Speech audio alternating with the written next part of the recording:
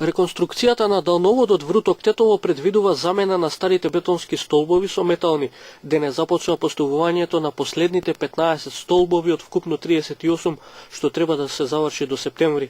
Обновата на далноводот треба да обезбеди постојан напон на електричната енергија во овој регион, а ќе се потпира на можноста за двојно поголем капацитет за пренос на струја. Водот Вруток Тетово се реализира успешно и покрај сите проблеми. До сега имавме навистина многу проблеми од различни карактери, би ги потенцирал проблемите од имотно правен карактер.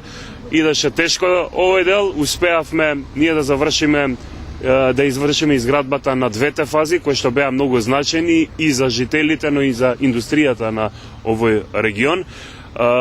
Денеска го означуваме стартот на третата фаза. Како што гледате, старите столбови се заменуваат со нови столбови. 4-5 години жителите на Полошкиот регион имаат чести проблеми со прекина електричната енергија. Со оваа реконструкција, со оваа изградба на овој далековод, овие проблеми веќе ќе бидат минати. Од МЕПСО со најава за уште една реконструкција во овој регион. Од април или мај треба да почне реконструкција на далноводот Скопје-Југохром Тетово. Со цел да ги подобриме напонските прилики во целиот овој регион. Ние формираме еден прстен и за таа цел дополнително, како дополнителен проект на далеководот Вруток Тетово, ќе направиме реконструкција и на далеководот Скопје Тетово.